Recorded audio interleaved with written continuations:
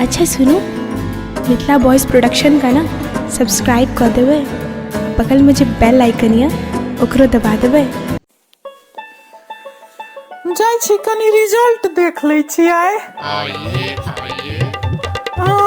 फगुनिया पास, घुरनी पास, चलित्रा पास, गिरगिटिया पोता पास। अरे बोय भोलिया अपने दोनों के लटका दिल को रो। रे करिकवा कनी रिजल्ट रखे था हमारा। कथी नाम होगा? लटकन माँ।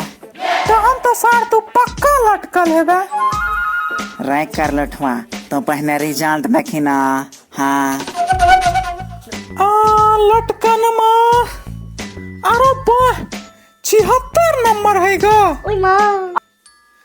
एक बात को भोर सांझ तू भैंसी सने बैठ के भजन गौली तो इतने नंबर कता साहब गेलो रो। तू सब नहीं बुझबी ही। हाँ को एकने ने तो मार के लटका देबो सीधे। नहीं बुझले ही गा। जय दिन परीक्षा रहे ओई दिन हमार भैंसी बियाल रहेगा। हमार माई पहिल दूध दोही का दिलक जे फेंकने आगा ई दूध खराब होए है तो हम वह दूध फेंके के बदला सौर के घर पर दो एलिए। वह खुशी में सौर हमरा नंबर उझिल कर दिल के गा खिरसा खिला के बाद। अच्छा तो ई बात छै। ई बात तू हमरा पहले कहता ने रो। नहीं कहबो।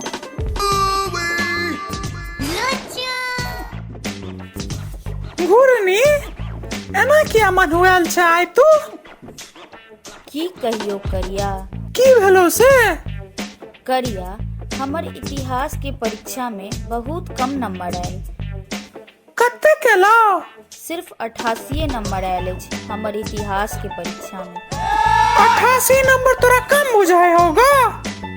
एतक नंबर में तो चलित्रा बेटा आ गिरगिटिया पोता दोनों पास को जैते। से त छै। 88 नंबर तोरा कम बुझायो नहीं। एठाम बाल्टी के रखने छला दूध से भरल रे। अखने भटाक से खसि पड़ता मुंह कान सब छिड़िया जाइत। सर ई दूध हम ही अनली का। किया रे?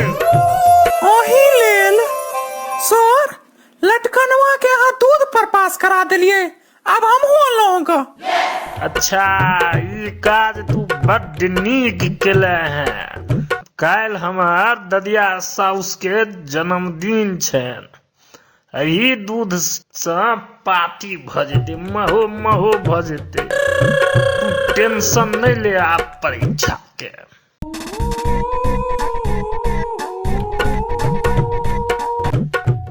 करिया काल दूध बड्ड मोट रहो रो। जी सर। 1 लीटर का दूध हमरा रोज साँझ का तू दे। लेकिन सर हमर महीस तो पिछला महीना चोरी भ गेल। हम कतौ से दूध देब अहाँ के? रे कोई सार महीस चोरी भ गेलो तो दूध कतौ से आने रही? सर अहाँ दूध से मतलब राखू ना, छोड़ू ना ये बात सबके। सार जल्दी बाज दूध कतौ से आने रही? सर यो ई कुकरो पोसने है ग ने अपन घर पर। परसू खिना एकर जोड़ा पिलिनिया बिएले ग। बुझाई है वह में सर। हाँ यो सर, हमर नाना बाबा जे पिछला साल देहट वाला एक्सीडेंट में मर गेल छलखिन। हुनको यह कहबाक छलैन कि कुकुर के दूध बड़ मोट होय छै।